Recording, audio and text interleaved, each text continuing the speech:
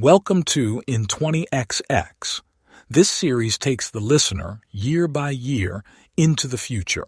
If you like emerging tech, ecotech, futurism, skepticism, apocalyptic survival scenarios, and disruptive science, sit back and enjoy short stories that showcase my research into how the future may play out.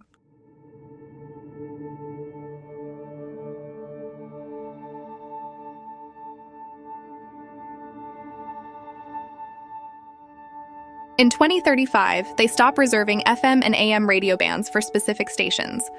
Those frequencies are given to Link G, the best wireless internet technology at the time. Well-established radio stations, already broadcasting on podcasts and live streams, continue producing content.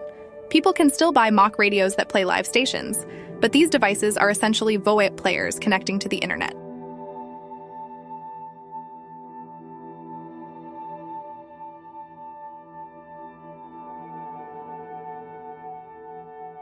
Sherry Rose, wearing a loose black dress over a long sleeve showing line-drawn flowers that appear then slowly fade, walks through a rec zone in Detroit.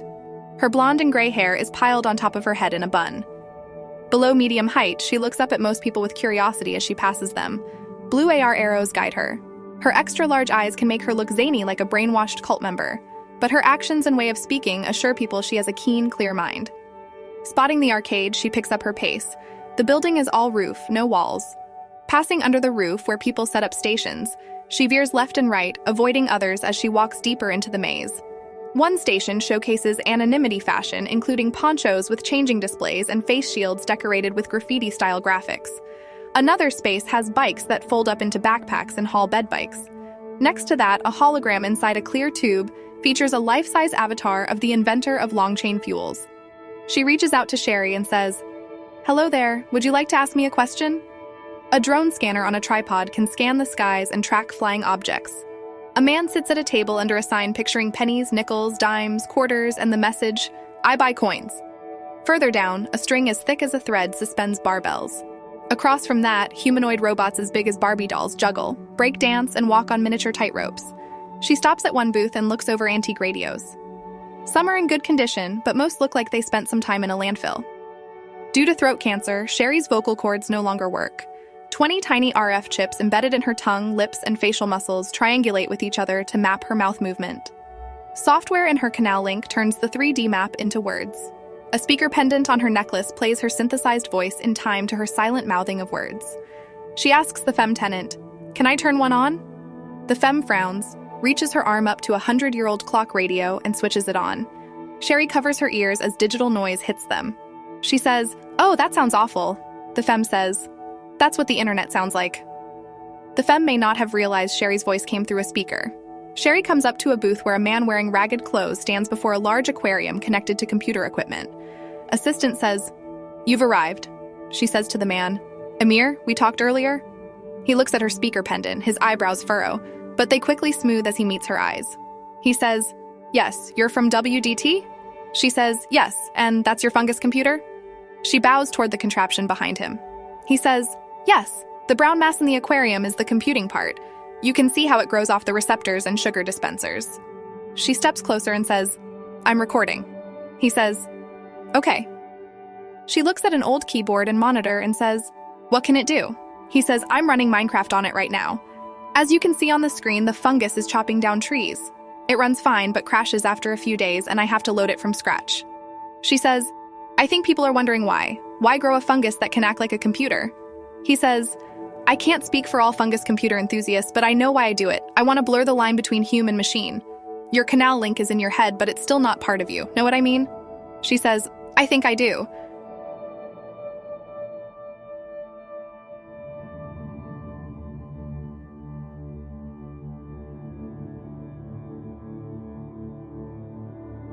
And now on Tech Cafe, our first story. An Arizona girl has invented a fundamentally new kind of math. It can't be considered a branch of math. Grace Knotts, age 11, published her discoveries in Acta Numerica, a leading academic journal. Mathematicians the world over have tested her math. She used AI to evolve it and claims it solves all known math problems, providing an alternative to calculus, trigonometry, and all other branches. But initial excitement for Knott's math has cooled as leading mathematicians have concluded that, though interesting, the math is less intuitive and doesn't yield any new breakthroughs. Barley Pumperwack, the celebrity mathematician who hosts Math Antics, says, "I was eager to try this math. It does intrigue me because it seems to come from an alien planet. As I worked with it, I kept thinking, yes, but I can get these results from traditional math." Knott's math won't revolutionize math as people hoped. Why reinvent the wheel? But I think hobbyists and tinkerers should learn it. It certainly is a mental workout. And Grace Knotts was just 10 when she generated it. What an accomplishment. It's too bad her school has been put on pause. Grace, you can always come here to Australia to finish your schooling. In other news, the Genetics Research Department from the University of Kentucky has relocated to the Navajo Nation in lieu of being paused. On Navajo Nation land, the newly named secularist genetics has purposed the human genome. To purpose DNA means to 4D map what the DNA does.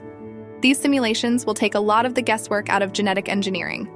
In a first, microbes have built a protein computer atom by atom. The computing density is 50 times greater than the best protein computer on the market, which is built by placing protein logic gates in etched silicone. Utilizing DNA found in shell-building organisms, the engineered microbes can grow a computer chip in 6 months. In the testing phase now, the new generation of protein chips should be commercially available in a year or so. You may have noticed some smaller fast food restaurants in your neighborhood. The fully automated restaurants don't require space for humans to work. Some of the venues are only a little larger than vending machines and can cook food fresh in minutes after taking an order. That concludes today's show. Tune in tomorrow for Tech Cafe, brought to you by NPR.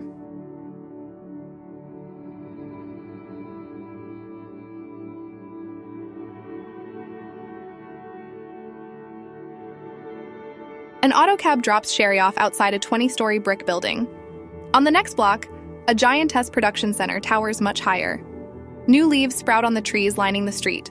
Smiling, she marches past the living green wall in the lobby and takes an elevator to the 10th floor. When the elevator stops and the door opens, she jumps with surprise. The normally vacant reception with a great view of the city is crowded. Blanche and Phil, the only other people who work for NPR Detroit besides herself, both spin around and look at her with sorrowful faces. People who work for other stations stand in groups. 4 cop bots stand with people Sherry doesn't recognize. She walks up to Blanche and Phil and says, "It happened?" They nod. Phil, who could pass as a high school math teacher, says, "We're locked out. The stations are off air." She says, "What are we going to do?" Phil says, "There's some talk of CNN hosting NPR. We'd have to leave the country." Sherry has never seen Blanche let her hair down until now. Blanche has also unbuttoned the top 3 buttons of her shirt. She says, "They didn't even let us do a farewell to our listeners." Phil says, "Everyone's scrambling to hold things together the best we can." Sherry says, "The election is coming up. Surely the Democratic candidate will win. Maybe wait and see if we can start again after that." Blanche says, "Oh hell no, I'm done. The first thing I'm going to do is get blitzed. I haven't had a drink for 5 years, but screw it." Phil says, "Maybe, I don't know. It'll be hard to get everything going again. But I bet you'd get a position at the foreign location." Sherry says, "I can't leave the country. I could become a full-time field reporter." Blanche says, "Phil, if you ever wanted to take advantage of me, today's the day. Buy my drinks and I'll do as you command. I go crazy wild when the pain is deep." Phil says, "You're a producer. I know you go out and find a local story every once in a while, but few full-time reporters get a steady paycheck." Sherry says, "The stories are here. This country is imploding in case you haven't noticed. I can't leave."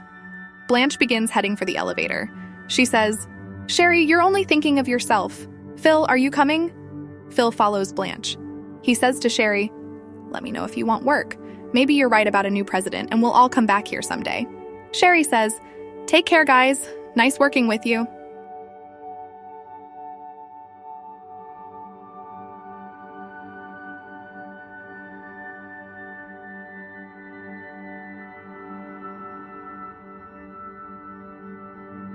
Five-year-old Mateo, Sherry's son, builds an AR interactive city in the living room. His city has 3 skyscrapers, 12 factories, a shipyard, trains, and an airport. With springy movements, he walks through buildings and roads. Citizens the size of flies crawl all over the miniature city.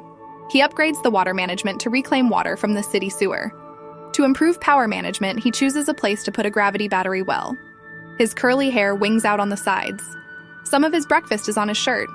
A strap around the back of his head keeps his AR glasses from flying off his face. Assistant stands against the wall wearing business formal with a skirt. She says, "Mateo, don't climb on the table." He doesn't say anything, but he does climb down. The condo entry door opens and Sherry comes in, followed by a skinny man with hair growth issues who sells in the Rec Zone flea market. She says, "We're back, Mateo." Air tapping on one of the skyscrapers, Mateo says, "Hi." To the skinny man, Sherry says, "I'll show you around. I'd like to sell it all at once." The man says, "Do you have any weapons?" She says, "Weapons? No." He frowns and follows, looking from object to object. She walks him around the condo, pointing out everything besides 2 packs leaning against the wall near the door. She says, "That dresser is tree-grown wood. This stack of books belong to a Chilean correspondent. That watercolor was painted by a lunar. You might have heard of her, Rishug?" The man shakes his head. He shows the most interest in the kitchenware, and the way he examines the knives makes Sherry wonder if he appraises them as weapons. When they return to the living room, he says, "500. She says, "The clothes are worth twice that." He says, "And I don't need the couch." She says, "No, part of the deal is that you take it all." He says, "Let me break the couch apart here before I haul it?" She looks down at her hands, petting one with the other. Exhaling roughly, she says, "Okay." He lets 2 hall bots in. They can walk and have flats that fold down. They load things onto the flats. While the man breaks apart the couch, Sherry takes Mateo to their favorite restaurant in the neighborhood complex to eat there one last time. When they get back, the condo is empty, except for the 2 packs. Mateo runs circles through the empty rooms, whooping with glee.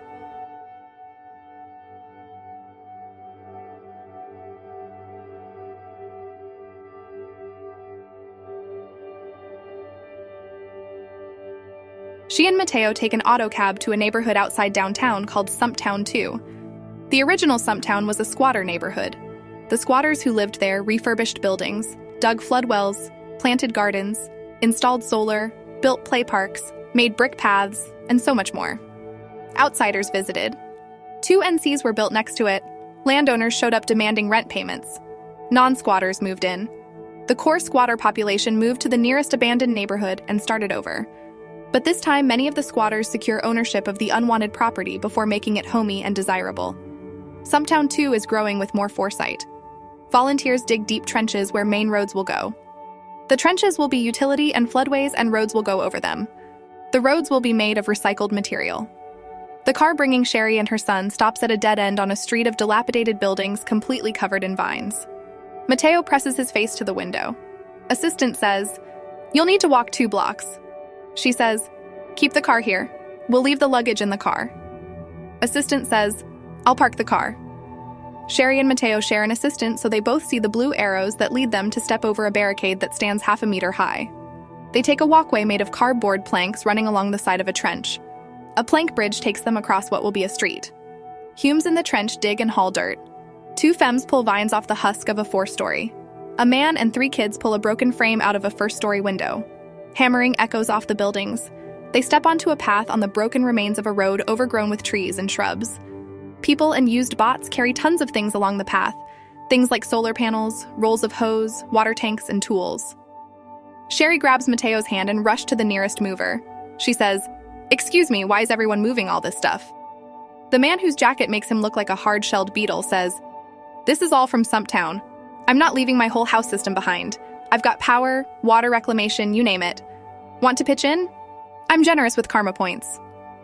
3 children follow him, each guiding auto trailers with spoked wheels. She says, "No thanks, I have to meet someone." He says, "How old is your little man there?" She says, 5. Mateo eyes him curiously as they walk. When they reach the co-op, Mateo points a stick up at the arc of the doorless entrance. Recently cleared of vines, the cathedral building needs a lot of work. Humes on scaffolding chisel out eroded masonry and apply micrete. The air smells of cut plants, dusty dirt, and pollen. Every person they get near gives off barn smells.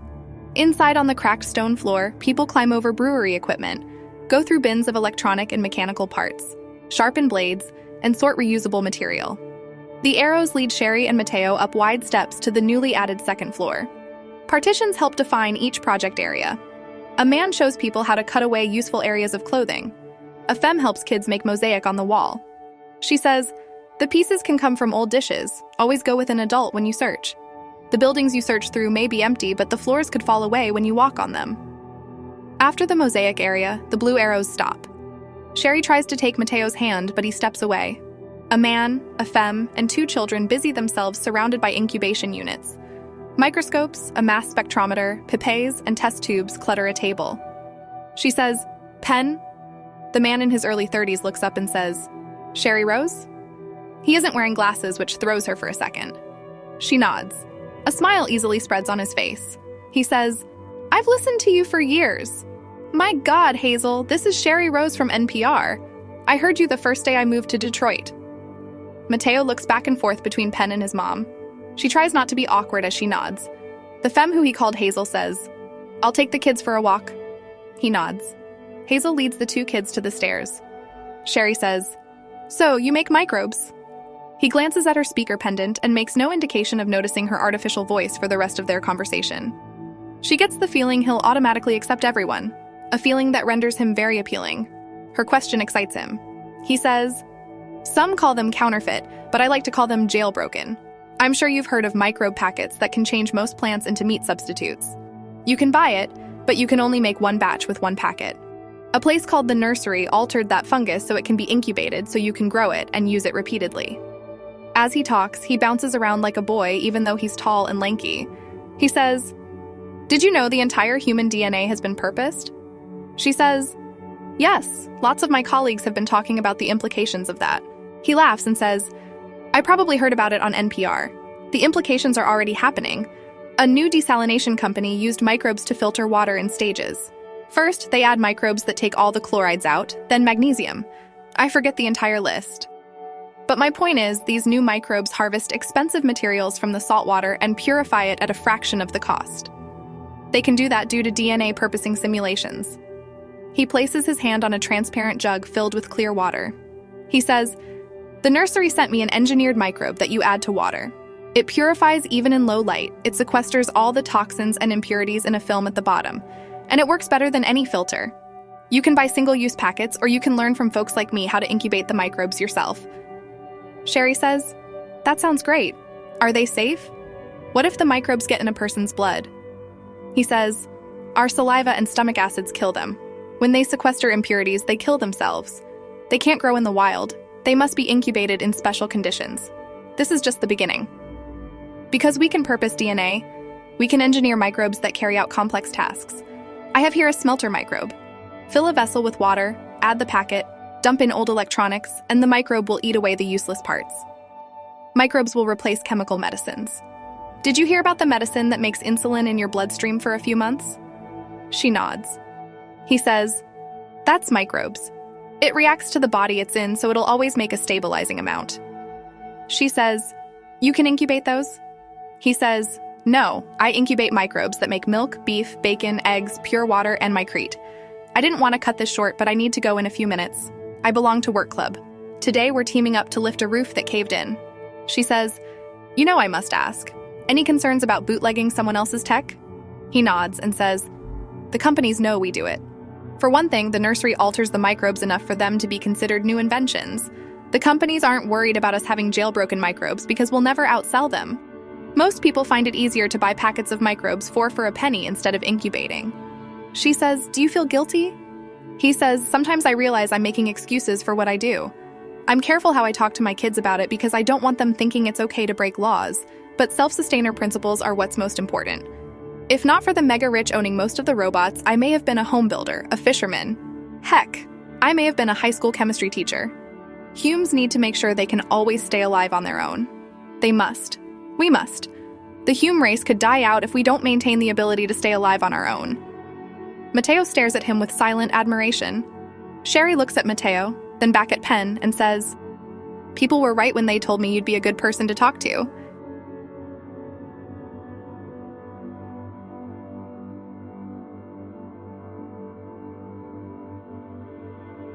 After interviewing a few more people, when she and Mateo get back in the car, she says, "Assistant, take us through a taco party drive-thru."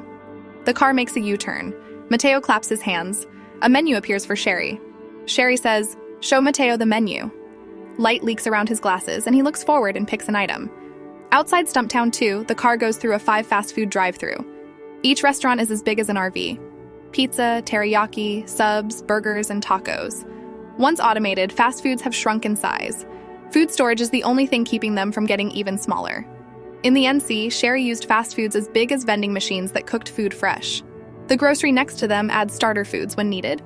As they ride in the car, lettuce and salsa fall on Mateo's shirt. The car leaves them at a sleep locker building.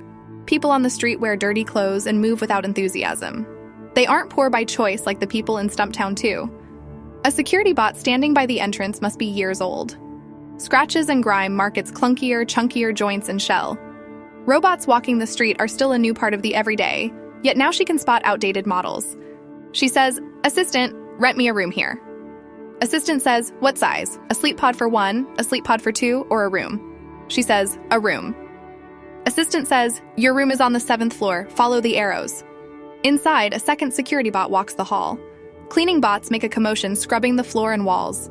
Doors stacked 3 high line the walls. A femme climbs out of a door near the top. The air smells of strong cleaning agents.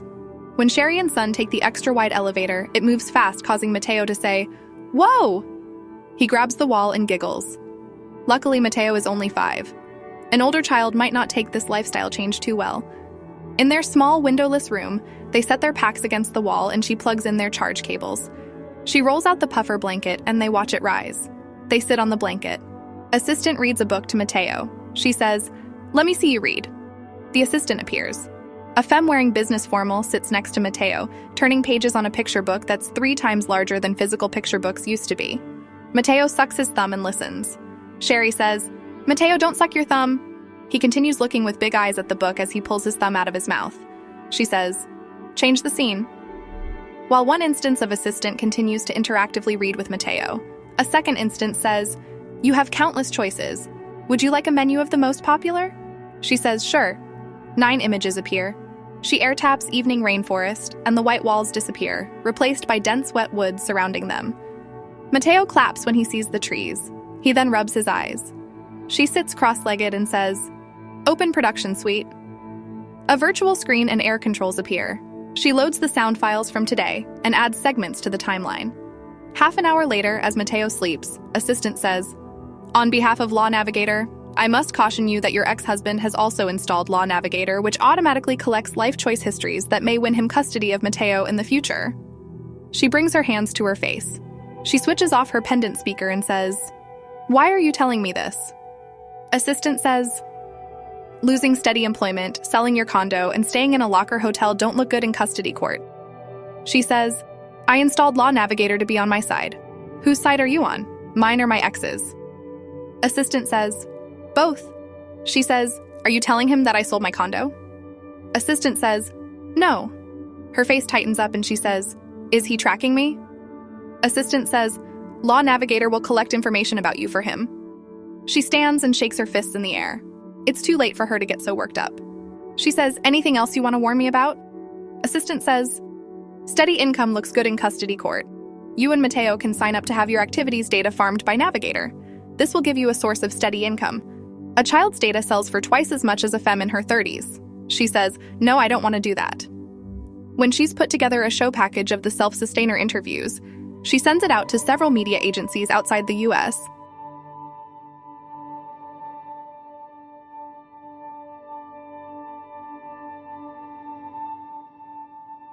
The next day, they ride in an auto van out of the city, deep into the new wilderness.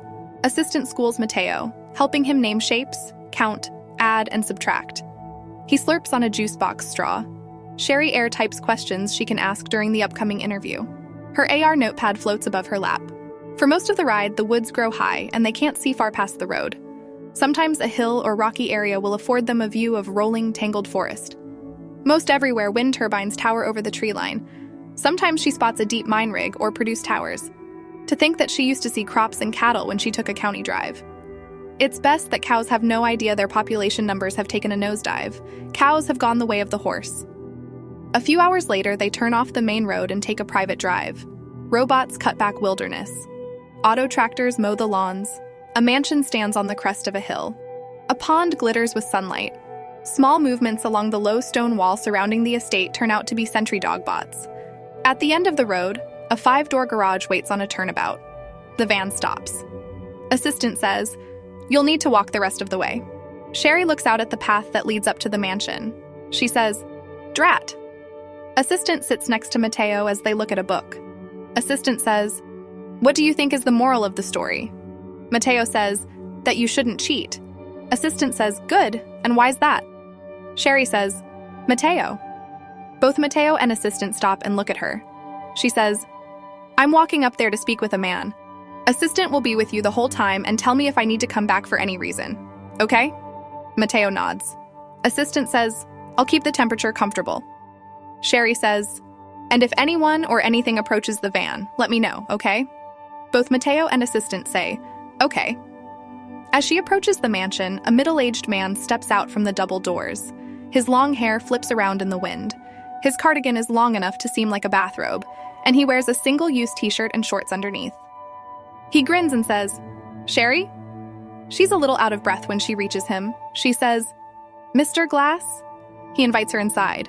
She says, "Mr. Glass, you're part of a growing trend of people who work remotely and live far away from where they work."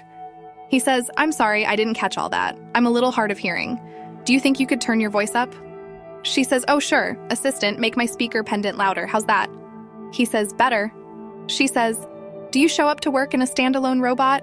He says, "Most of the time I do. My team stress tests robots in Flint. I need to be there during the tests." She says, "Do you ever need to show up in person?" He thinks a moment and says, "Not yet." He leads her through the house.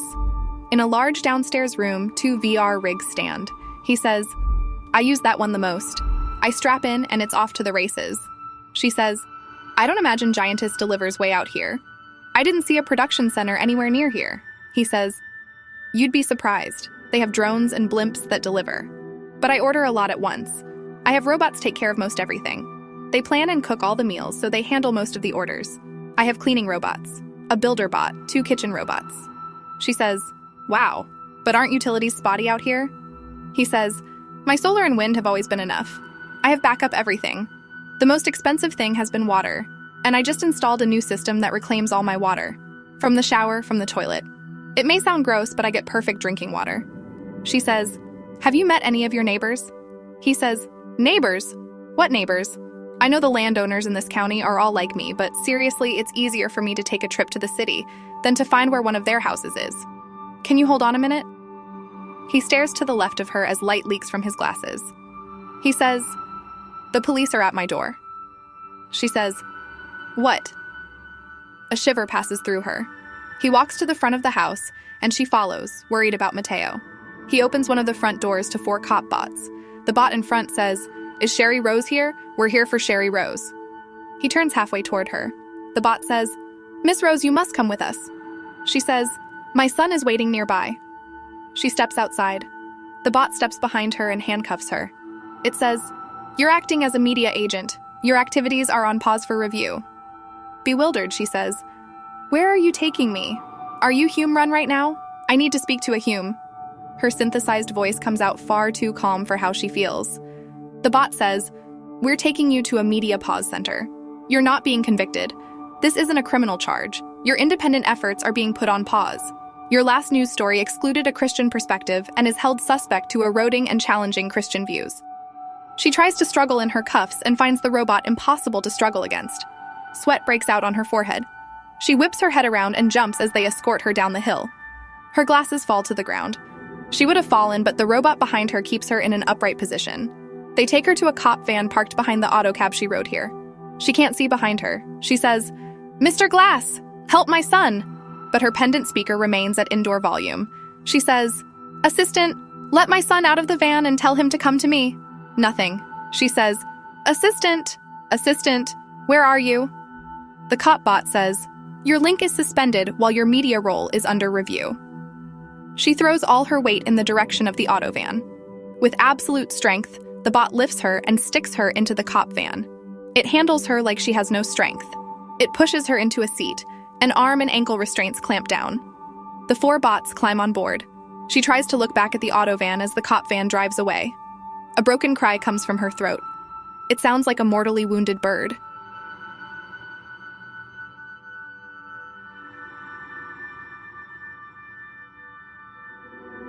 The Media Pause Center is essentially a jail where the prisoners are polite, articulate, and most of them have degrees. Mostly bots run the place. The batteries on her pendant speaker run out and she can't speak. Of the 47 journalists paused here, Sherry is the most upset. She's the only one that requires a padded cell. When a femme cop walks through the cafeteria, Sherry jumps up and rushes the cop. 2 bots stop her. She points at her throat and makes guttural sounds. Alarmed, the femme cop has some sense that Sherry is trying to say something. Why is a person from one of the sanest news outlets losing it so badly? On the 3rd day, a man from Moms for Liberty visits. He hands Sherry a notepad and pencil. At first, she tears the paper where she scribbles. A week later, she has her pendant speaker back and charged. Lying on a cot, she opens her eyes and stands when a bot at her cell door tells her she has a visitor. Her ex-husband waits on the other side of the glass. Before she sits down, he says, "I have Mateo. He's all right." She bursts into tears. After her sobbing subsides, she says, "Is he? What happened? Was he scared? How long did he have to wait?" Her ex says, "I guess the Mr. Glass found him." She says, "Oh, my baby. My poor baby."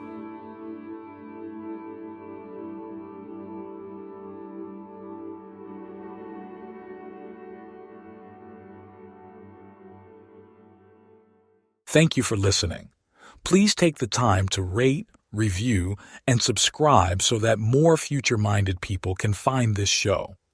My landing page is in 20xx.com. There, you can find the companion website to this podcast that includes an illustrated timeline and glossary.